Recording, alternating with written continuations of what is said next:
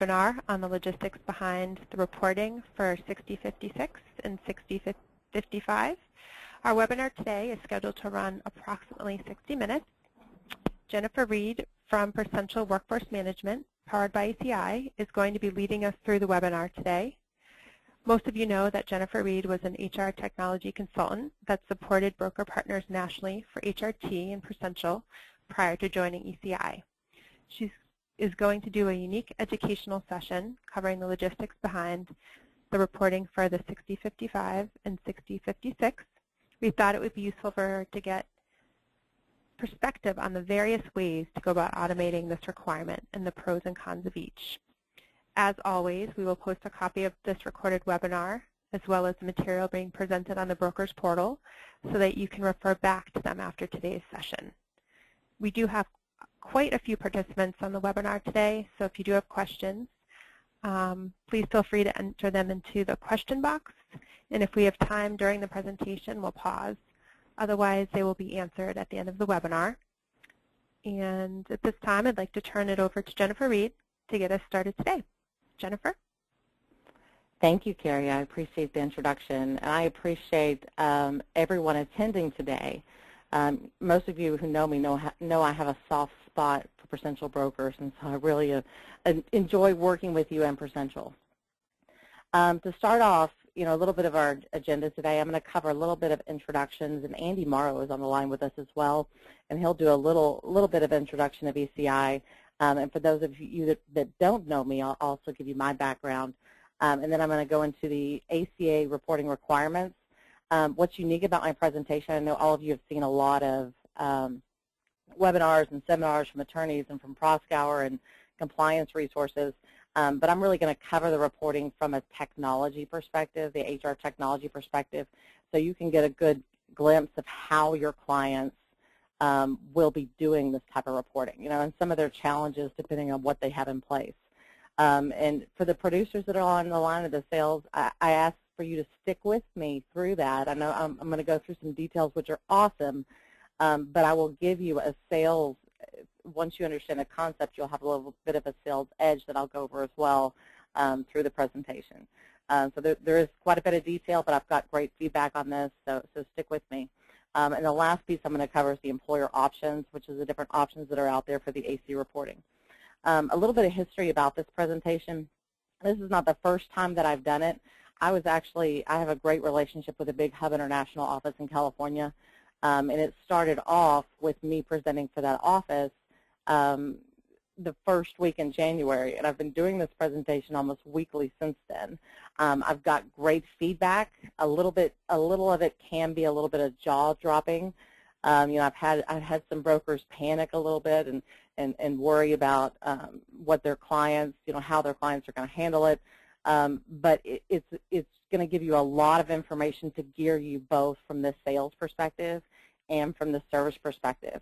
And you're going to have a lot of questions. The reason why I've gotten so good at this is because of my role at ECI.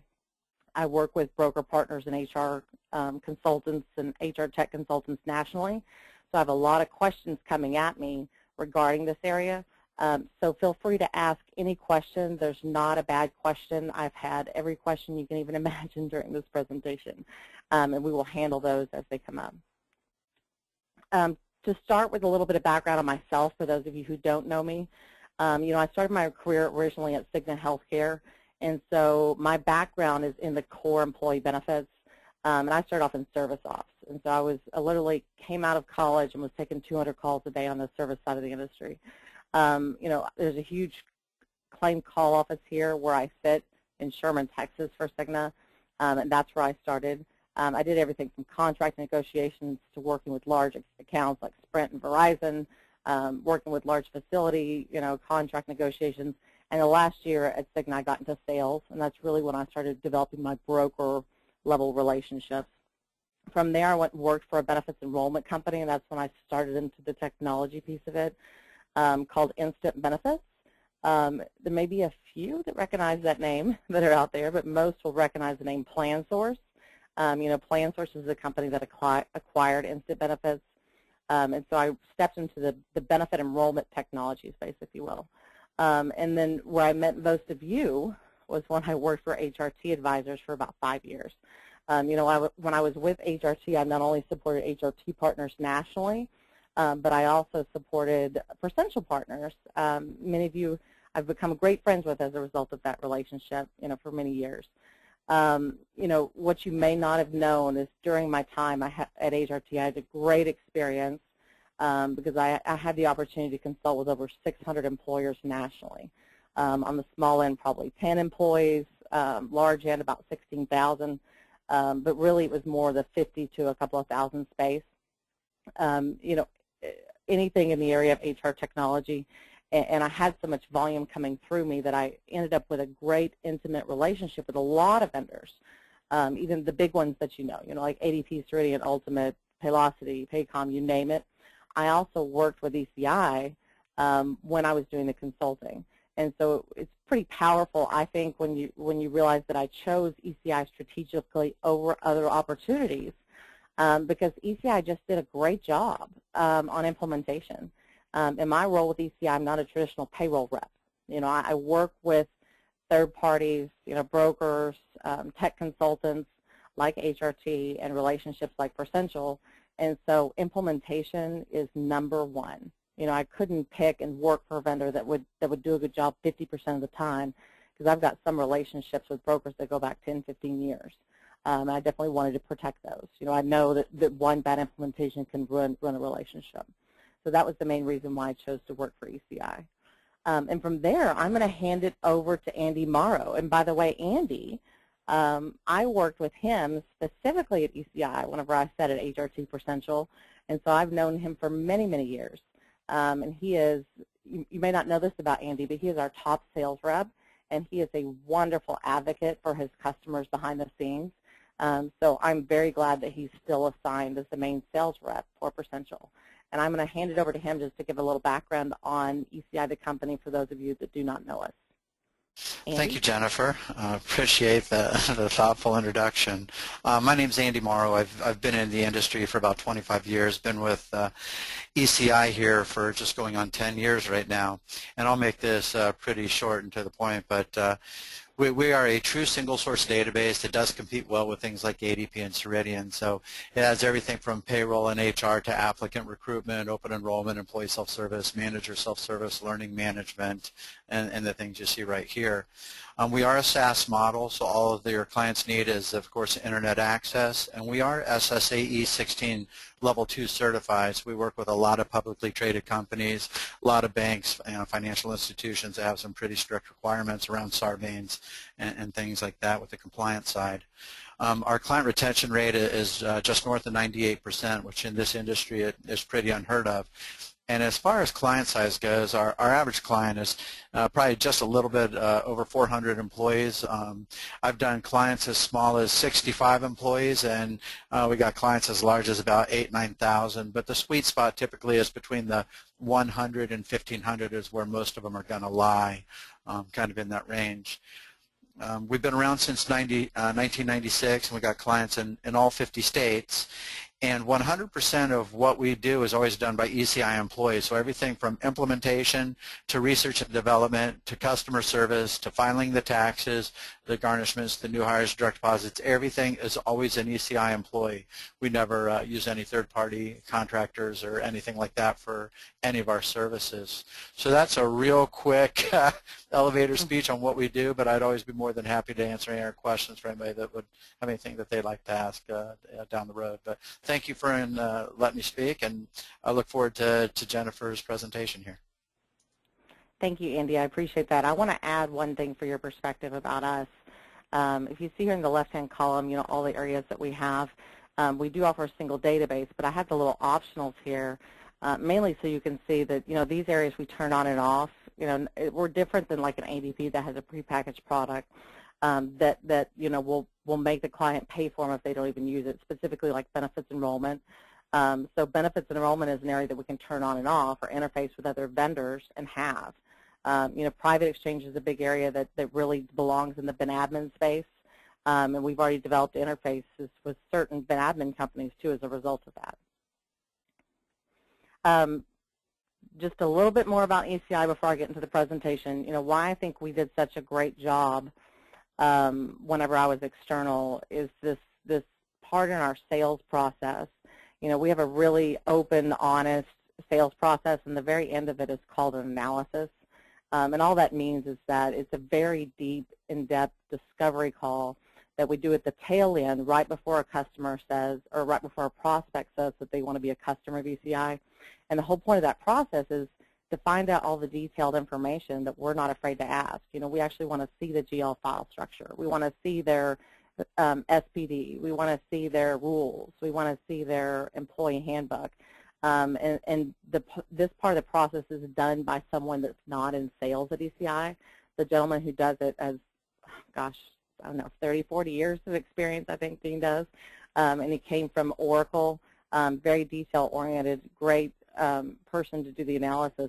And the whole point of the process is to make sure that the prospect is a good fit for us. So why that's a differentiator is that we're not afraid to say no, which actually protects you. You know, and it's funny because when it's coming up on the fourth quarter, you know, I would have brokers come to me with employers coming out of PEOs, and if we had filled up, you know, it's not as much fun on that side if we have to say no. But I will say that that's actually the strong part of us. You know, because if we're not a good fit for your customer, we're okay with saying what we can and cannot do. We'll be very open and honest about how our system works.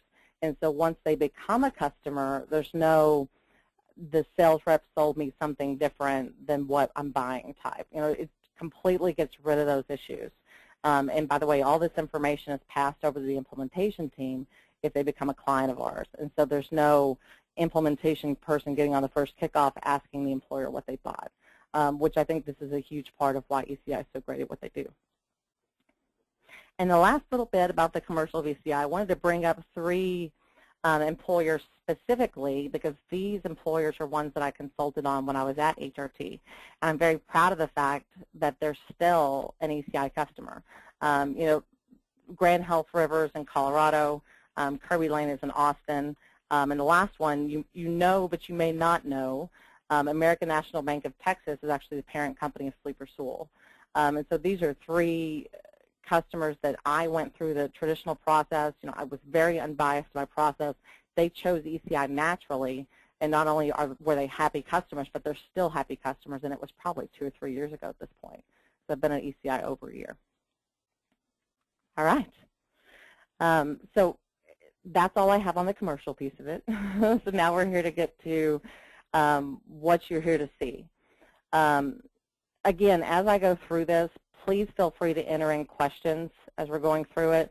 And I'll pause when I get through the actual forms themselves, pick up those questions, and then I'll get to the end after the options and pick up those questions as well. So to start, and I'm sure you'll recognize Proskauer slides. You know, we're contracted with Proskauer as well. I want to make sure to realize that, you know, when I joined ECI, we're a very flexible company, and the first thing I realized is that because of that flexibility, we had 10 versions of the same ACA report. And so the reason for that is each client would have a different broker or would have a different attorney with a different interpretation of the law. And so way back when I first joined, you know, and all that came in, I definitely wanted to contract with a resource like Proskauer that couldn't be disputed in the marketplace. And so we use Proskauer when we're developing our ACA standard reports. We use them a little differently than Percentile does, you know, because we're more doing it from the development aspect of it and for our clients. But I do absolutely use them as a resource constantly when we're doing some of that. And so I want to reference two of Stacy's slides just to kind of get us all on the same page before we get into the forms themselves and the logistics. So where I'm going to start is I want to talk to you a little bit about how to have this conversation with your customer. You know, I'm not going to talk about the law. I'm not an attorney. I do have them behind me, so luckily I'm very knowledgeable as a result. But what's unique to me is that I can talk to you because I've been working with ECI's customer level, and I understand your perspective, the broker level, and I thought it would be helpful to go through some easy things to help you know what to focus on as well as how to have a conversation with your clients. The first thing I want to point out, the terminology 655 and 656 itself, you know, I really want you to think about this, for the purpose of this presentation, think about 655 as a section on the actual form. And you'll understand what I mean by that whenever I get to the 1095-C, because it will be clearer to you, because sometimes there's confusion between the 655 and 656 and the forms themselves. And the easier divider for you is to think about them as B forms and C forms. And it will be very clear as I go through this why. So I want to start out talking about the 655 and 656 terminology itself. Your clients have a very, I would say, little knowledge about this. You know, we released our pricing to our customers early December, and it was the service ops side of ECI that did that. And I'll give you an example. One of our customers emailed our COO and said they were already doing this reporting. And he called them up because they were a large customer of ours and said, how are you doing the reporting? And they said, oh, it's that box 12DD, right, on the W-2? So that I am fully, I mean, now that they're finalized, more employers are getting active in studying it. But I am absolutely of the opinion, this is from talking to brokers and consultants nationally, that the employer level still to this day does not really understand this reporting. And so when you're talking to them, you have to use very basic language. You know, the 655 and 656, that in itself they'll never recognize. Sometimes they'll recognize the names of the forms, but even then, you know, others may not even know that or know what the end of the year AC reporting is. So really dumb it down for them in that area. Another thing to point out too that will make it easier for you to talk to them.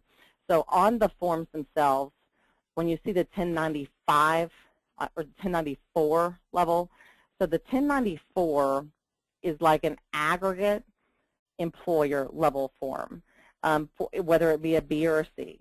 And then 1095 is the employee level.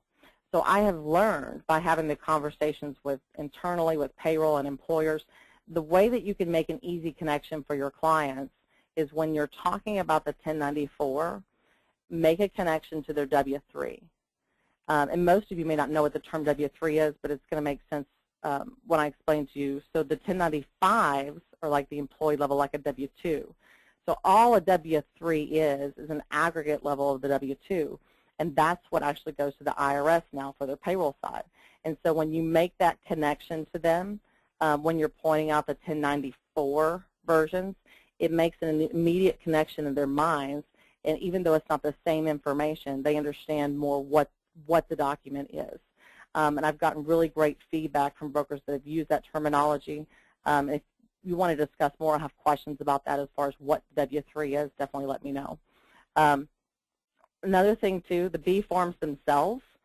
If I were you, the B forms were not the ones that I would focus on learning. You need to know the C forms in and out, but not the B forms. And here's the reason why. So the B forms are used for employers that are self-insured less than 50. Every presentation that I've done this, a broker usually has 0 or maybe less than 5 clients that have less than 50 that are self-insured. That's really the only situation that they apply. Now, prior to the final instructions, employers that were 50 or larger were self-insured, and they had non-employees on their plan. So, for example, they had a partner or an owner or a second-year COBRA person. Prior to the final instructions, they were supposed to use the B forms for those individuals. Once the final instructions were released, it was optional to use the B forms for those individuals. So as a result, most companies, and even from our perspective, the HR technology perspective, on the HR payroll side or ben admin, have entirely focused on the C forms as a result, since it's an option. So from your own perspective, if you have questions come up on the B forms, your client's going to be fine if you go back and look and research. So I would not focus your study here. If I were you, though, on the C forms, if you haven't actually pulled them up, looked at them, dissected them, read the instructions, I highly recommend you do it.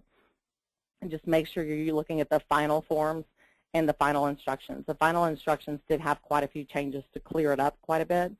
And it's not an easy read. The instructions are, I'm going to be honest, you should do it on a long flight. but they're pretty clear, and there was a lot of organizations that took a part as far as making them a little bit clearer, like NAHU and different organizations there. So I would definitely pull them up and read them when you have time to do that. Excuse me. Another thing to point out, so remember how I said the 1094 is the employer aggregate and the 1095 is the employee form. So we're going to go through both of these C forms. And where I'm going to focus in on the C forms is actually where the data sits for your client. So I'm not going to focus in on the law as much as the logistics of it. So I'm going to start with the 1094C. And if you remember, that's the employer level form.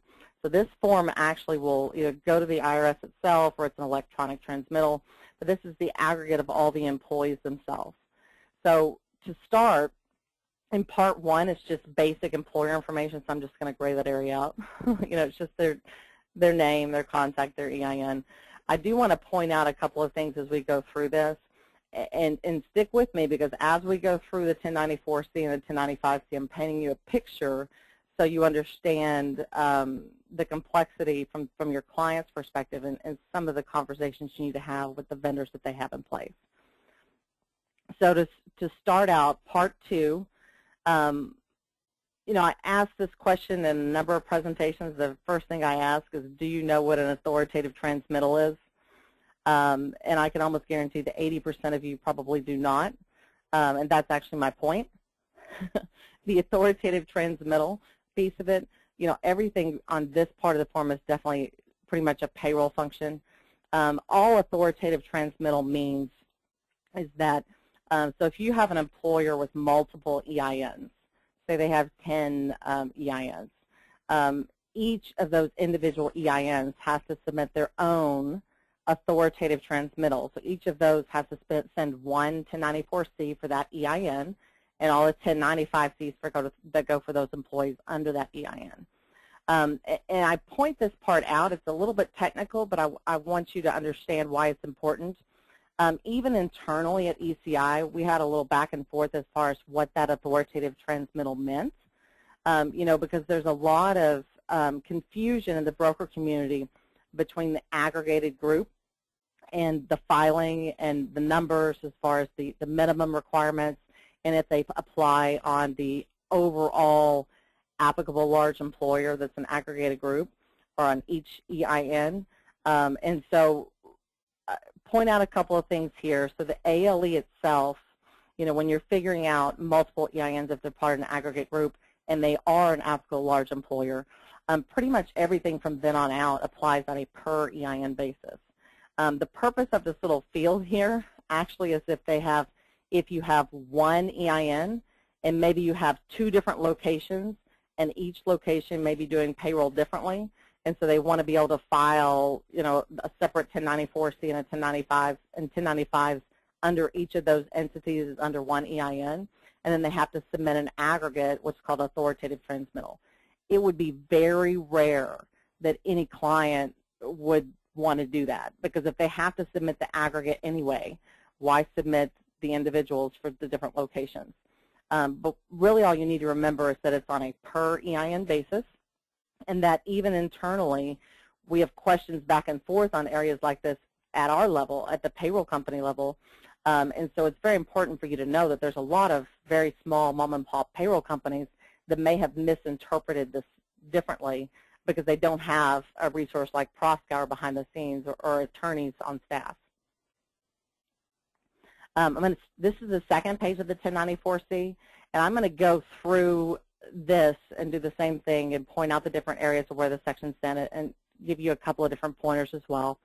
First of all, the column minimal essential coverage offer indicator, very easy. It's probably the easiest one. We will collect from our clients, do you offer minimal essential coverage? It's any company, whether it be a benefit enrollment, payroll, HR payroll, should be able to collect that. How they store it is another story. But a couple of things to point out. So the full-time employee count. So this area itself, the definition of a full-time employee is average hours of 30 hours per week or 130 hours per month.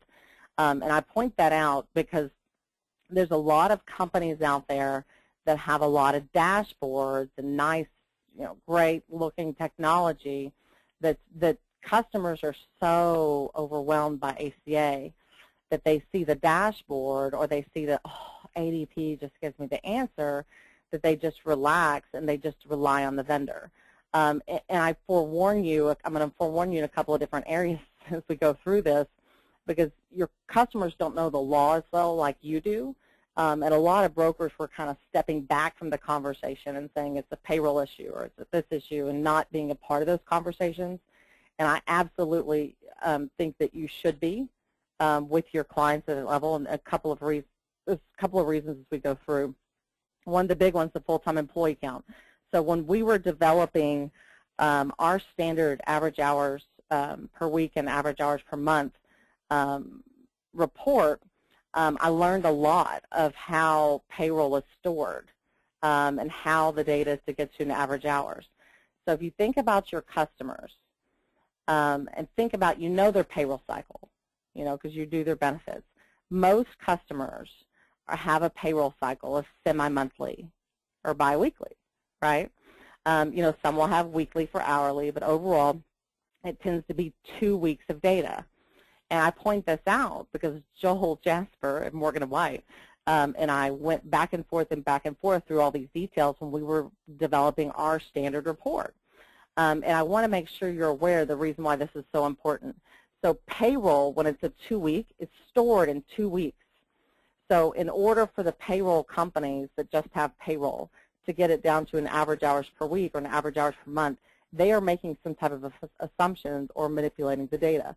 You really have to get the time all the way down to a day in order to be able to get to a true average hours per week, average hours per month.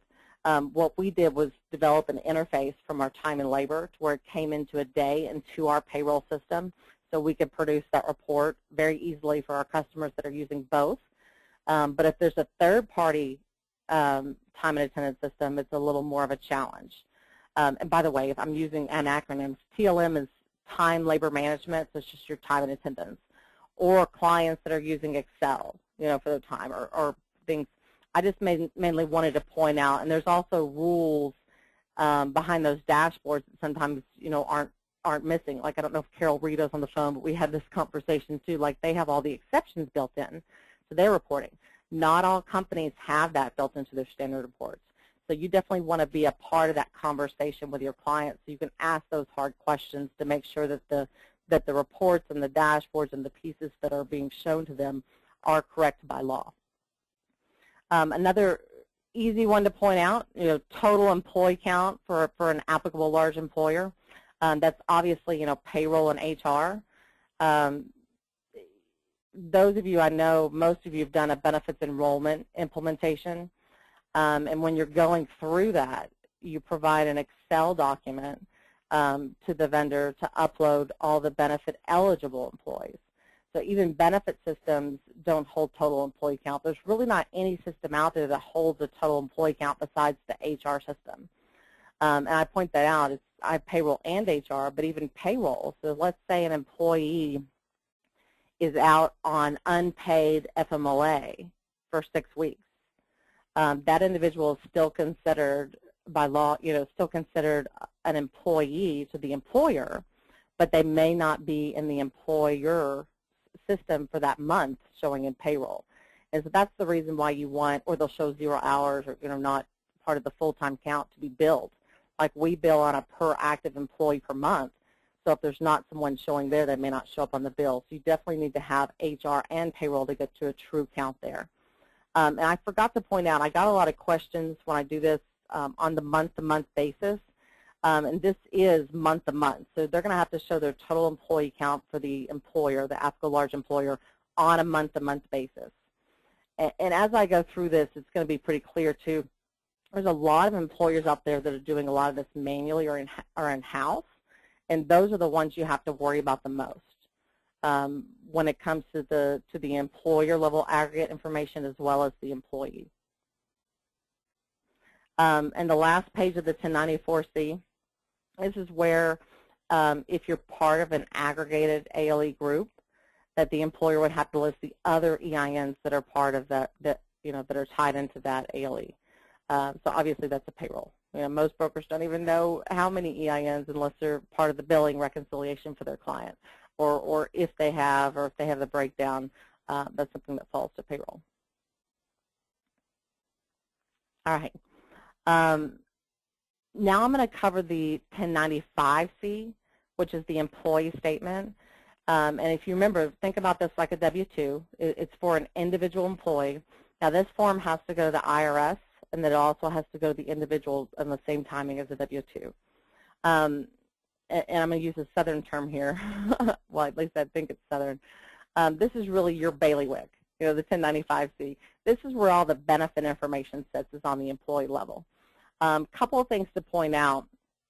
I've had a lot of questions in these areas, 14, 15, and 16.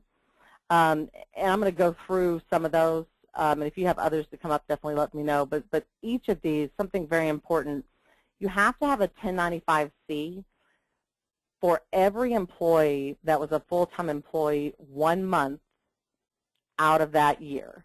So, for example, we're sitting in 2015 now. They're going to be doing this reporting in 2016, and so they're looking back on, we're already in March. So January and February, they would have to have the code indicator for this individual, for this individual employee, and the employee share of lowest cost monthly premium for self-only for this individual on a month-by-month-by-month basis. One thing, too, you can see most of this is benefits. A piece of it's tied to payroll, but I'm going to go through the offer of coverage indicator area. I'm not going to drill into the details here, because if you've seen Stacy's presentations or attorneys, they drill into the codes. I do want to point out a couple of things from a technology perspective. There's thousands, literally thousands of payroll-only companies out there. And what I'm talking about, whenever I did the consulting at HRT, when I would have a broker bring me in an employer that was less than 50 employees, for example, I would always tell them, you could find a local payroll company. When all they need is payroll and they're a little group, 20 employees, 30 employees, local payroll companies are the best, right? Because they're local resource. They probably go to lunch. They know the owners. They usually have clients only in their little radius. But the challenge with those companies when it comes to ACA is that most of those small payroll companies are buying or leasing another product. And so they don't have a way to influence development of their system. So most of them will be using like a Mangrove or a Millennium, and depending on what they bought, depends on what they have access to. And why I point that out, so these codes for 14, they're actually pretty complicated. They're tied into offer, if the offer was made. And this is not if they're enrolled. This is just the offer. And I point that out because from a technology perspective, if you think about it, if a system has benefits enrollment and payroll, what they track from a technology perspective is eligibility. So they're tracking an employee is eligible on a certain date to enroll, and then like we track the employee is enrolled in our benefit system or that they waived. And why I point that out is because we have those divisions, because we have benefits enrollment, we can do a default for our clients to say, okay, if they've enrolled or waived, then they were offered coverage for January and February for the rest of the year. The companies that don't have the benefits enrollment component of it, or even the fields to store it, I've heard that the payroll companies are just asking, do you offer MEC, do you offer MEV, and then doing an automatic default for the whole year. And I pre-warn you about that for your client's sake, because if they're audited and they come back, I don't know that they'll have a good way to produce the data in a way to protect their customers. That's a really important point for you to get there. Now, line 15, employee share of lowest cost monthly premiums. I'm going to get rid of that just for a second so you can see it. I've had a lot of questions on this, and for those of you that are on the phone that that have clients in California, I'm sorry, because I think your state is the one that may have the hardest time here. So this is not saying what the employee enrolled in. You know, this employee could be enrolled in employee and family. This employee could be enrolled in employee and spouse. This employee could not be enrolled at all. It could be offered 4 different plans. Line 15 wants the lowest cost monthly premium of self-only minimal value coverage. So it doesn't matter as far as what they're enrolled in, it just matters as far as what they were offered. And why I point that out, so when you have certain states have small group, you know, they're defining small group up to 100. And as you know, the law applies for the 50 plus. You know, we're in the, they can waive it this year. I mean, not waive it, but have transitioned this year, but they still have to do the reporting.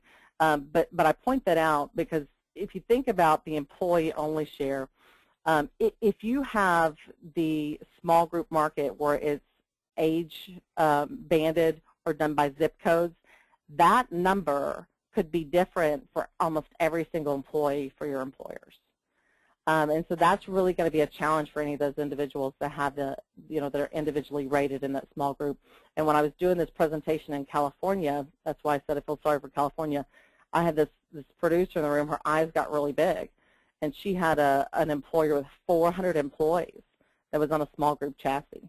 So each individual for that employee had a potential to have a different rate based off where they were located and based off age banding. But it's very important for the ones that are having, you know, because the small group definition is changing up to the 99, for you to understand that that is this specific employee, not an aggregate number. And it's important for you to know, because if you have separate solutions, you know, brokers obviously recommend benefit enrollment solutions quite a bit. Private exchange is a big, it's growing, you know, as far as accessibility and brokers being able to show the value to their clients and using it. And I point that out because if, for example, we're the payroll company, or if ADP is the payroll company, or whoever, and there's a separate benefit enrollment system, the file that comes from the benefit enrollment system to the payroll company is typically what's called a payroll deduction file. So all that means is it's telling us what to take out of the individual's payroll. It doesn't tell us that they're enrolled in employee and family. It doesn't tell us which plan that they chose. It doesn't even tell us that they had 4 options. And so this number may have to be something that's manually keyed in from the employer perspective if the payroll company is doing the reporting, or you'll have to explore potentially a custom file. And the last piece of it, you know, this is the safe harbor indicator codes. That's obviously tied to payroll. And I do want to make a point here, too, because there's a lot of great affordability reports out there, you know, that are very helpful for customers. But this is another area, just like I was pointing out on the average hours report, that you really need to dig in and ask the hard questions for your customers when they see these type of reports, and how the vendor is storing it, and how they have the data. Rate of pay is a perfect example. You know, the rate of pay can be based off the first day, what the individual is making the first day of the plan year, or the lowest pay of the month. So how the vendor, if the vendor has a standard report or a dashboard, you need to know how that's based. You know, how do they build that? What are the rules that they made the assumptions behind building that to see if it works well for your customers? We chose for reports like that to actually be custom for that reason, because we think every customer may want to have those differences out there instead of just having a standard that's got a pre-formatted version for them. One thing I forgot to point out too, very important, I'm sorry. When I started, remember how I said that 655, think about 655 and 656 as sections? And here's why. So if I'm 50 plus and I'm fully insured, I only have to do the 656 reporting. So I'm going to do part 1 and part 2. So I only have to show the employee and that I made the offer of coverage. If I'm self-insured, 50 plus, I have to do part 1, part 2, and part 3. So think about this mentally as like this is the 655 section, because this is the section that covers who's covered on the plan. And you also have to have dependent information listed here. So this is where when you hear, you know, that they need to ask for dependent Social Security number 3 times. And this is where they would put that information, the date of birth.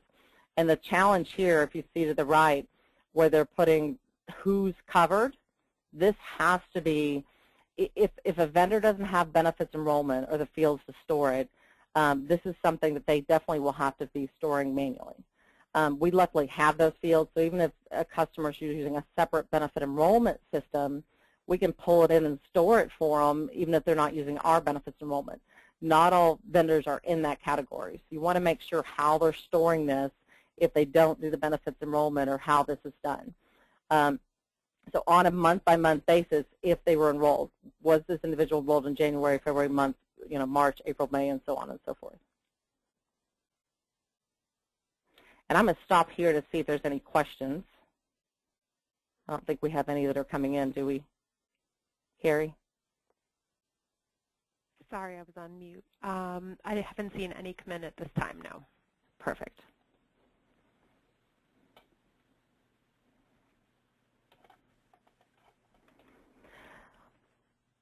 But push through these. Okay, some important notes on this reporting. So to start out, I mentioned this, you know, but I want to make sure it's clear. The employer is required to file both the 1094-C and the 1095-C to the IRS. And so it's not just the 1094-C is going to the IRS. The 1095-C has to go to them as well. And there's different dates. So you may see a couple of different dates on the 1095-C, and that's why.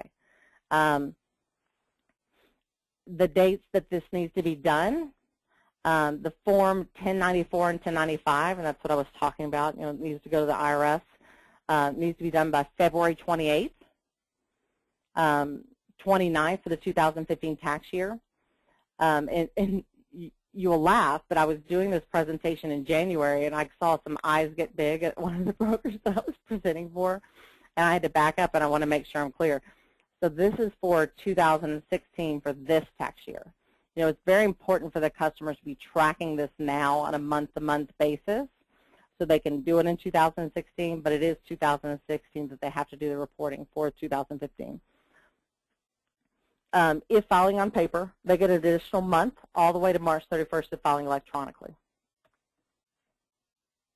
The 1095-C must be furnished to the individual by January 31st. It's the same date as W-2. You can even send it in the same envelope. Filers of 250 or more must file the returns electronically. That's important for you to understand. Now, what it means by filers of 250 or more, it doesn't mean that if your ALE has 250 or more overall that they have to file electronically. This is also based on a per EIN basis. So you could have an employer with 500 employees, and each EIN may not be, you know, more than 250 that they have the forms. Another thing, too, there's a lot of questions I get here. So it's based on the forms themselves. So like the 1095-C, if they have 250 1095-Cs and one 1094-C, they're over that 250 mark. So it's not based on W-2s. It's not based on full-time employee count that you have, because it could be, an employee could be on COBRA now and had it been full-time 1 month of the year, and that's going to count as one. And so it's a little harder to get to that number without actually distributing the forms. But I mean, you can figure it out if you're looking at their full-time employee count and add on the ones that have terminated or are inactive now that were full-time during the year. Something important to point out on the electronic filing, you know, in the beginning I got a lot of questions about what does that mean, you know, and it's mainly because brokers were getting a lot of questions on how do I do this for my clients. You know, they were panicking a little bit because there's benefit enrollment companies were saying that some of them were providing tools but not filing electronically to the IRS. You know, there's lots of ACA vendors out there, if you've talked to them, that are providing tools but not filing electronically to the IRS. And so I had some brokers out there that were trying to figure out what does it mean to file electronically to see if they could do it on behalf of their clients. And so I had to do some homework internally, and I can explain it to you very well so you'll understand what it is. So it's not you don't take the 1095-C, fill it out, save it, and then go to the IRS website, upload it as a PDF. That's not what it means by filing electronically. What it means filing electronically is it's more like an EDI. You know, if you've ever done an EDI from a system to the carrier, you know, it's an electronic file in a format that's designated by the IRS. They're going to tell all the technology companies out there how they want it formatted. We'll create the CSV file to match based off its mapping and send it to the IRS. That's actually not the hard part. You know, anybody that has a little bit of technical expertise on staff can do that part of it. So the part that makes this tough and why so many companies are saying that they may or may not do this and they're waiting to find out is that what happens, if you think about the EDI analogy, for those of you that have done that, you know, the hardest part about an EDI when you first set it up is that bounce back, right? That what's called that, you know, that report that you get back, the discrepancy report, where you have to work with your client or your employer's having to figure out, okay, when the file goes to the carrier and comes back, it shows, you know, this date of birth is wrong. This individual isn't supposed to be on the plan. You know, all that errors that when you first set up an EDI. Now, it'll be very clear to you when I say this why it's such a big deal. So the way it works from a payroll perspective, when we submit something to the IRS, there's that same kind of bounce back, but from the IRS. So it's not something that's sold on the payroll side at all. It's just something that's assumed. But an example my COO gave me was that we had the IRS mix up one employer with an entire employer one time, and we had to go through and clean it up and figure out how they did it, what they mixed up. And so if you could imagine kind of the back and forth and the errors from the IRS and working that type of log, it's not something that a broker would want to do in-house unless they really had that expertise. That's more than a traditional, you know, expertise there. So it's definitely working an electronic file back and forth.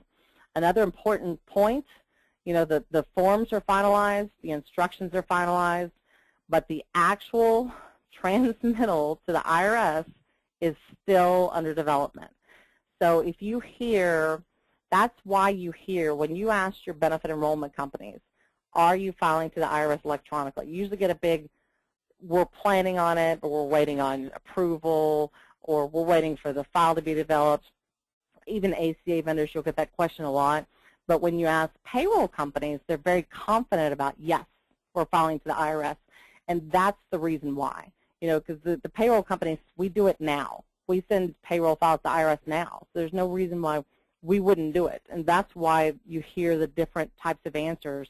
It's because they still haven't even developed the format that's going to go to the IRS for the electronic file. And my last little point here, you know, your clients may choose to furnish the 1095-C electronically, like they do paycheck stubs and W-2s, instead of mailing them out. But if that's the case, they can't just get a signed form. The individual themselves must also confirm the consent electronically in order for it to be valid. Any questions before I go through the options themselves?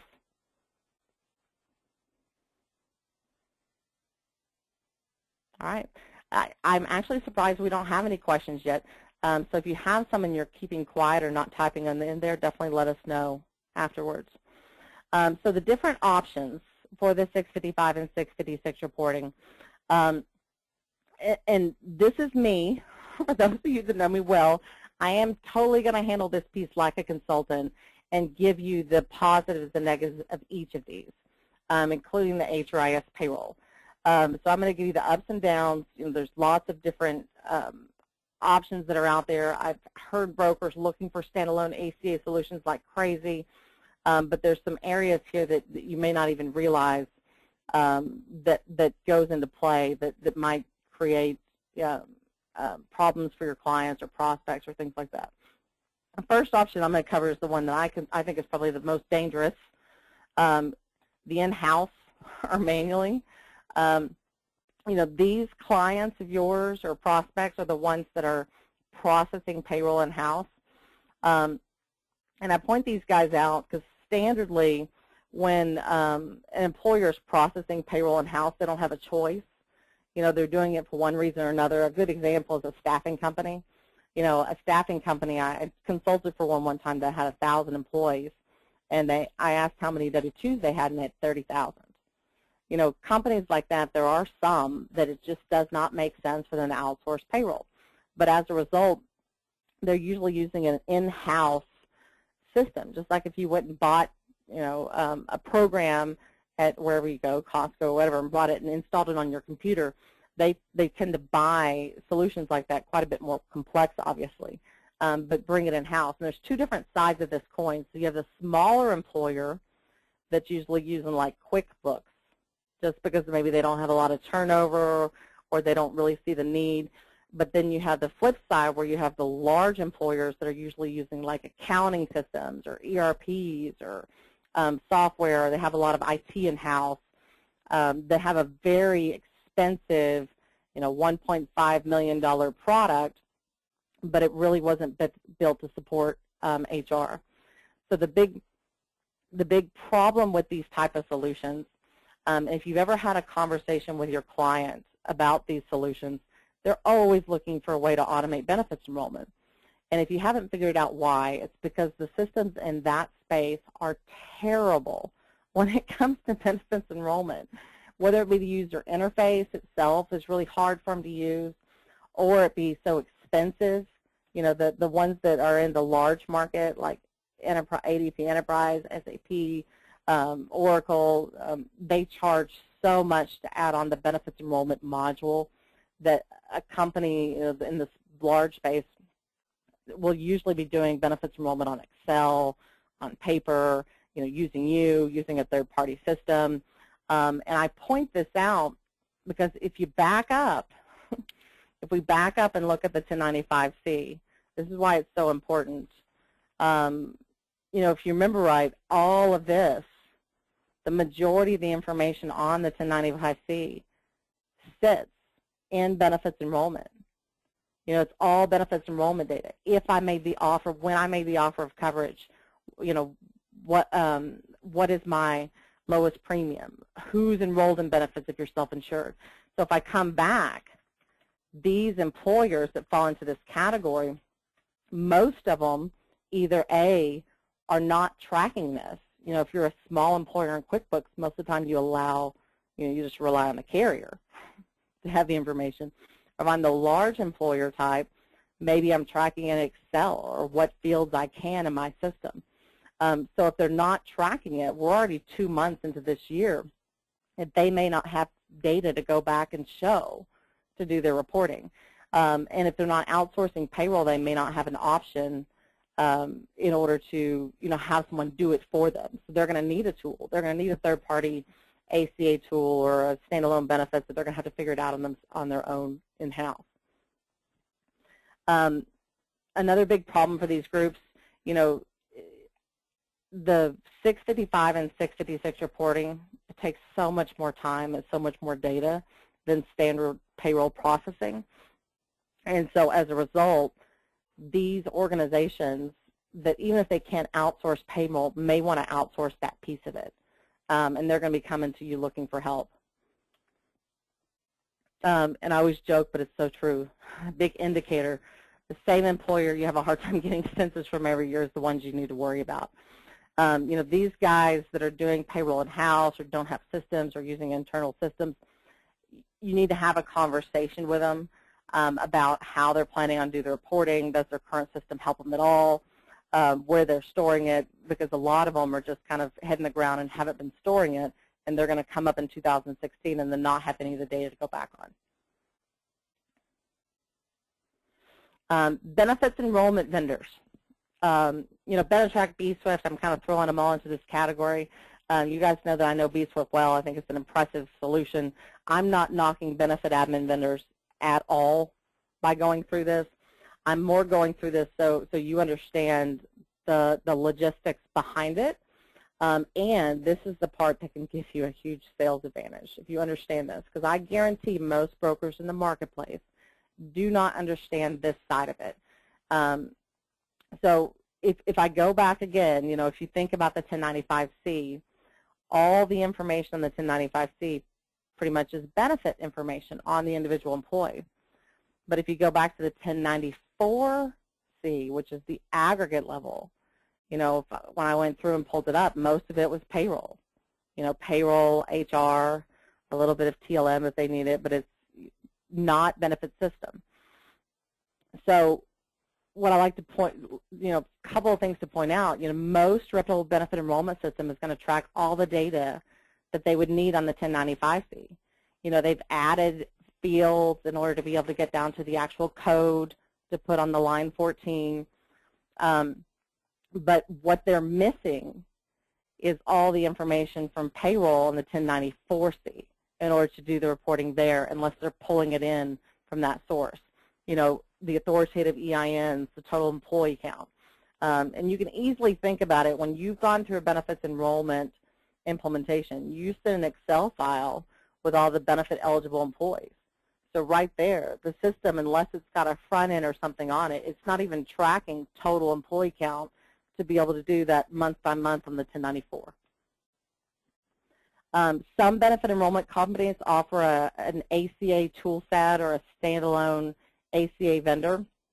And I mention that because there's, some of the ACA standalone vendors like Equifax are going to be doing, are saying they're going to be filing it electronically to the IRS. But just because the vendor itself, the standalone vendor, says that they're going to do that piece of it, I wouldn't make an assumption that if that's the partner the admin vendor is using, that's the relationship is there. You want to make sure to ask those questions. Who's going to be doing the filing? How is it going to be going to the IRS? Does my customer have to send it electronically to the IRS? Do they want to, even if they don't have to, because they can get an extra month filing it?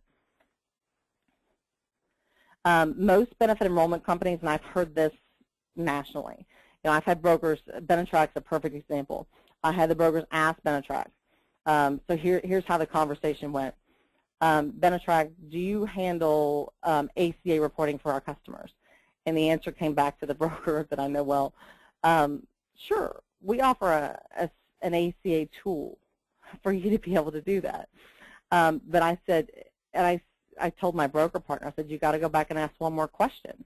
You have to go ask them, will they be filing electronically, or will they be filing to the IRS on behalf of your customers? And she did, and what the question she got back was no. And the reason why they didn't want to do it is they didn't want the liability to file electronically to the IRS. Paychecks was in there, the payroll was in there for Benetrac, they would, but not the actual admin system. And the reason why that is because of what I was talking about, that bounce back from the IRS. So most benefit enrollment companies, in lieu of filing, are providing like a report to upload on payroll, or the payroll company is having to gather the information manually to show the offer of coverage, depending on what can go between the two systems. Any admin company should be able to pre-populate the actual forms. That's a very standard anything. Like we pre-populate OSHA forms, we pre-populate offer letter forms, I mean, you name it. When it comes to the actual PDF, if the client is filing it via paper, there's no reason why they couldn't pre-populate the form itself. The real key is whether they're going to be able to file it to the IRS. And so a big piece here, and this is the sales part I was talking about. So when you recommend a benefit enrollment solution, or if you're competing against another broker that's recommending a benefit enrollment solution, the employer needs to know who will be responsible for the filing. They need to make that decision because either a custom interface may be required or there's going to be some manual intervention. And this is a big one. So let's say if you're competing against, I don't know, Gallagher or Willis with their own private exchange. And they're walking in, or they're bringing in a free enrollment solution, their enrollment solution. And your customer, it sounds great. They're just like, oh, I just really want it. It's free. I can't get the budget approved. I'm just going to go do it. So they put in the free enrollment solution that's tied to them.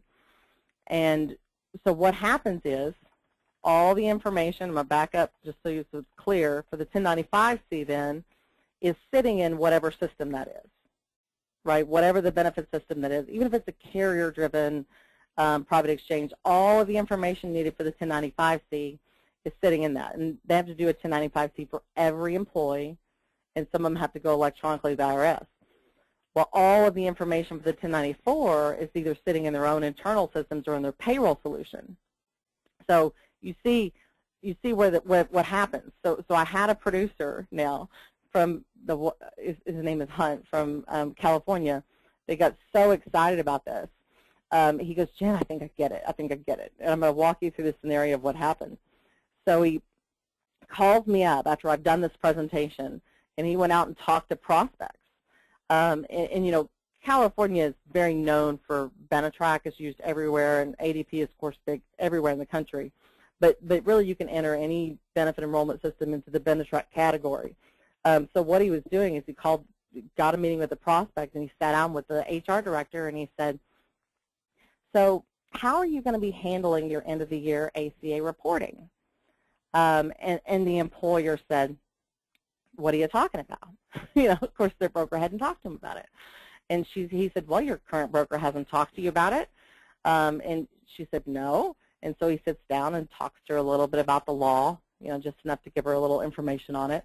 And then the employer comes back, the HR director says, oh, I think ADP is going to be handling that. And he said, have you had the conversation with ADP since they're your payroll provider? She said, no, we haven't had that conversation yet. You know, we haven't really worried about it yet because it's still 2016. And then Hunt called me back after that meeting. He goes, okay, Gene, okay, this is what happened. And he said, I want to know what to do in the next meeting. And so this is what I geared him with.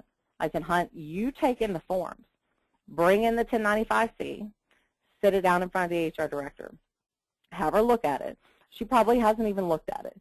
But if she looks at it, she can pretty much, you know, she'll know where the data sits and ask her. This is the 1095C that I talked about in our last meeting. Where would all this information sit for you, you know, as far as the systems you have in place? She'd answer Benetrack. You know, it's enrollment information. It's going to be sitting in Benetrack. Benetrack, the system that my broker is paying for me, is where it sits. And I said, bring in the 1094C and have her look at it. And I say, ask her the question, where does this information sit? And she'll go, oh, ADP. You know, most of that looks like ADP because it's payroll information. And then what you need to say from that point is, okay, if all the information for your 1095C is sitting in Benetrack and all the payroll information is sitting in ADP, how are you going to do the reporting? Who's going to do your reporting? If ADP is going to do your reporting, how are they going to do that if they don't have the information for the 1095C?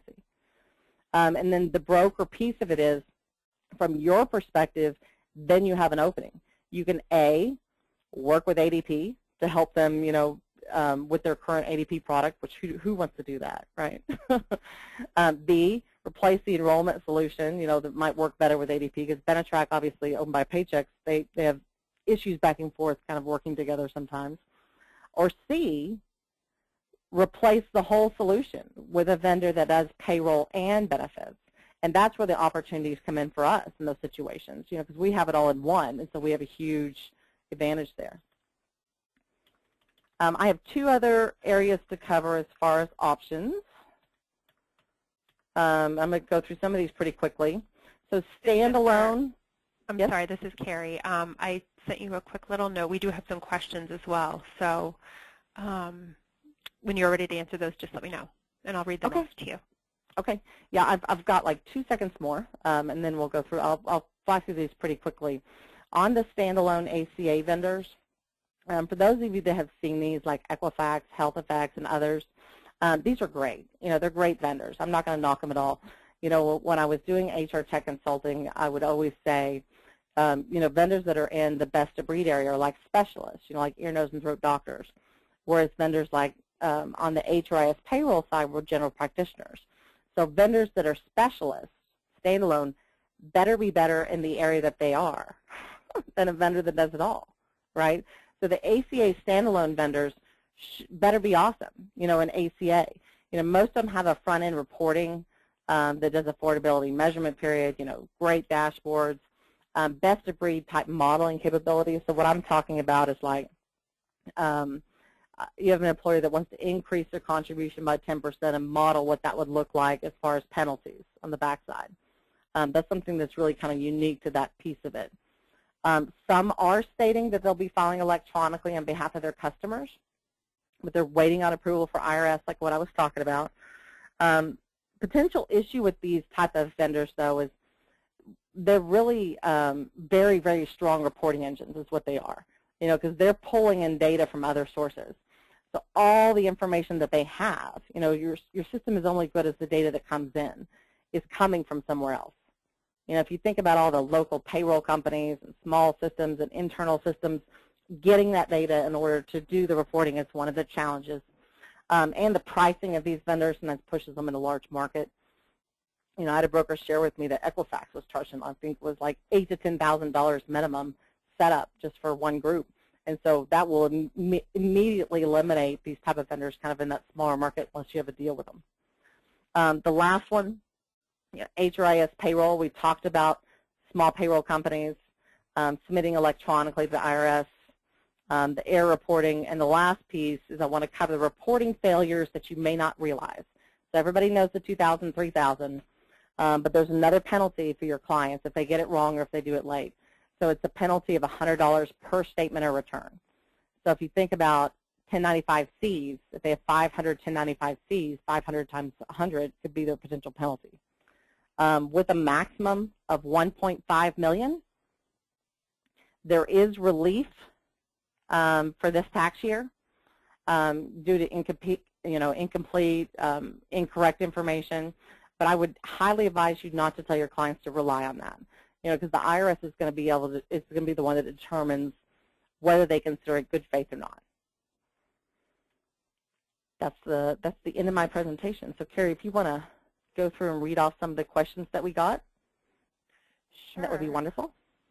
Okay. Melissa Gardner asked if COBRA and retirees should be reported, but if they are not a FTE within any month of the calendar year, you don't use the 1095-C? You can. So if the question is more on the self-insured, so if the employer is self-insured, they would need to report those individuals. I'm going to back up so we can see it. So if they're self-insured, they need to report the Part 3 on the 1095-C to show, what months they were covered. So if it's that's what I consider non-employees on the plan, but they wouldn't have to show the offer of coverage itself. Okay. Nancy Zold asked 1095-C, line 15. If employer doesn't offer minimum value plan, only MEC, what do they enter on this line? That's a great question because you don't put 0 because that's the employee share. That's a great question. I'll have to send that back and come back on that. So Carol, okay. If you write that down for me. Okay, yep, no problem. Brad wants to know, did she say employers with 50 to 99 FTEs have to file 1094/5C for 2015? Great question. And I forgot to mention that, yes. They do have to file. But what they have in these codes, it actually has the transition. You see this qualified offer transition relief for 2015. So they have to file, but if they qualify for transition relief, they would use that code in that box for those individuals. But they do have to produce the forms themselves. Okay, great. Does the information have to be reported in this form, or can it be sent in a different format? To the IRS, it has to be in this form or the electronic version that they create. For the individual themselves, if they qualify, and I'm not going to go through the details there, that's more of a broker attorney conversation, but if they qualify, there is a simplified version that you can do, and if the simplified version actually is nice, instead of sending this form, which will confuse the individual, It's just like a letter saying that, you know, it has very specific information in the instructions, what they need to put in it. It's basic employee information, and it's really just telling the employee that you do not qualify to apply for the public exchange because we provided insurance for you. But there's specific situation that can apply, and we can go back and we can get those from you, the specifics. I just didn't want to go through all that here as far as cover the law. But it'll be rare that most clients will be able to use that. The ones that can use that simplified form will want to, just because of the questions from their individuals, but there's not very many of them will be able to. We're going to have the simplified version in our system, and most companies should be able to do that if they can do form mapping like that. Okay, great. For a union who is responsible for the 1095-C, the union sponsoring the plan, or the employer that union members work for? Great question. I get that question a lot, and I've sent those through to Proscour quite a few times. So the employer is actually responsible to do Part 1 and Part 2, even for union employees, and there's certain codes for unions, and I'm not going to go through all the specifics there, but they do have to show the offer of coverage and the code that's associated to that. When it comes to the actual covered individuals, that would be something that's provided by the plan sponsor. So the 655 information down here, but they would be reporting it on the B forms for the individual, just like the carrier would for the fully insured space. Okay. Are the electronic distribution rules the same as the IRSA SPD distribution rules? I don't know the answer to that question yet. You know, because the electronic file itself is still, all it has out there is that it's in development for software. So I don't even know that they've released the specifics there yet in order for me to answer that question. Once they have that, though, I could find out internally from our operations side. Okay, great. I think there's a couple more. Let's see. If an employer is doing this manually and can get the information and pull it into Excel, then what? Do they have to manually transfer the information into the IRS form, or can they submit the Excel document? If they have someone technical on staff who can turn the Excel into the format the IRS needs, they, in theory, could do it electronically. And the employers that send information to IRS now, it's usually the larger ones, may have that technical expertise. But if they can't get in that format, they're going to have to send a form, unless they're. But remember though, if they're over 250, they by law have to do it electronic. So they're going to have to figure out how to do it, and that's part of the challenge. That's why we're getting a lot of opportunity for employers in the industries we used to not in the past, just because they're considering outsourcing now when they wouldn't, just because for this law is one of the big reasons. Mm-hmm. Can you give an example of an answer for number 16 on the 1095-C? Yep, I just didn't go through them. Here's the codes for line 16, and these are simplified, by the way. If you go in the instructions, they're more detailed. But the 16, line 16, employee not employed during the month, employee not a full-time employee and did not enroll, employee enrolled in coverage offered, employees limited non-assessment period, which means they're in either a waiting period or a measurement period, multiple employer interim rule, this is for unions, and then the safe harbors themselves. Okay.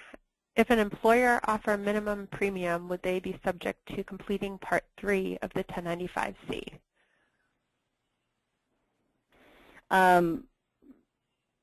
If the minimum premium is considered, and this is me not remembering part of that, but if it's considered self-insured coverage, that's the line. If it's self-insured coverage, self-insured MEC minimum, then they have to do Part 3.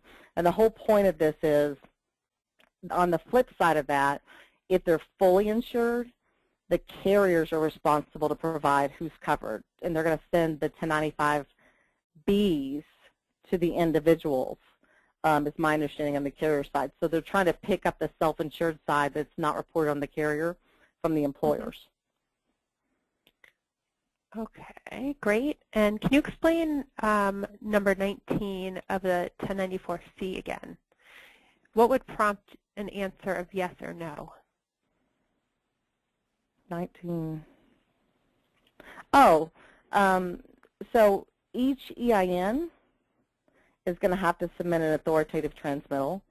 My point was more that we had internal discussions, and if we didn't have cross-scour, we may have done it wrong. So there's even companies that our size, you know, in our space, not necessarily our size, that may be interpreting that wrong if they don't have a good resource behind the scenes.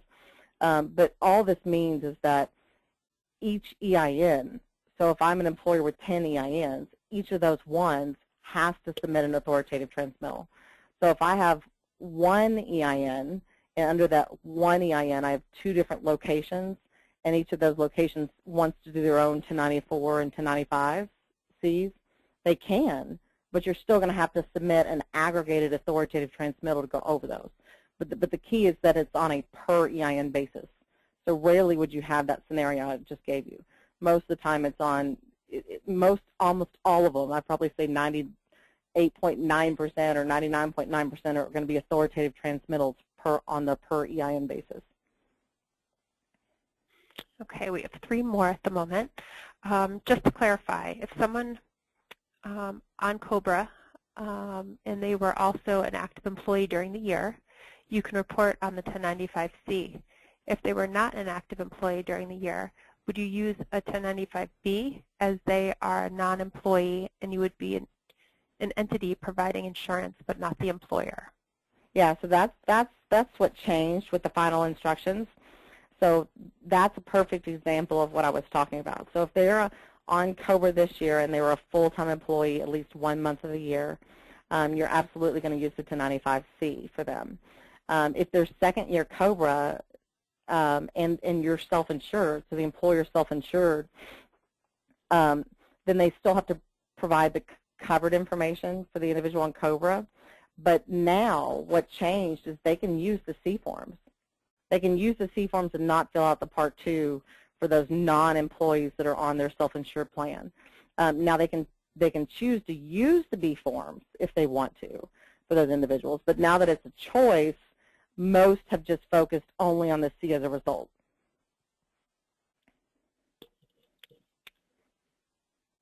If the box D on line 22 of the 1094C, does the employer need to complete column B in Part 3? Okay, go back, read that to me again, Carrie, because I want to make sure I'm... Sure. If the box D on line 22 of the 1094C, does the employer need to complete column B in Part 3? Oh, I don't know that one on the spot, but I know what you're getting at. Yeah, if they have the qualifying offer, and I can confirm that. So if you write that question down for me, I'll actually shoot that one through to Proscour. Yep. Yeah, I don't know that one on the spot. Yep, I can do that. And if you are an employee working for an ALE who is fully insured, you will receive 2 reports, one from the insurance company showing who all is covered under the subscriber, and one from the employer notifying you of the offer they made to you as an employee. That's correct. Okay. Yep. That's it for the questions. All right. Well, I appreciate everyone's time today. I hope it was worthwhile. This presentation always opens up a lot of questions after the fact, too, when you absorb it. So feel free to outreach to Carrie or myself or Andy, Carrie or myself, and we'd love to help you figure it out as we go through this. Thank you so much. Thank you so much. Thank you, Jennifer. Excellent presentation. And like I mentioned at the beginning of the call, we will be posting the slides and the recording on the broker's portal following this. Thanks. Thank you, everyone. Have a wonderful day.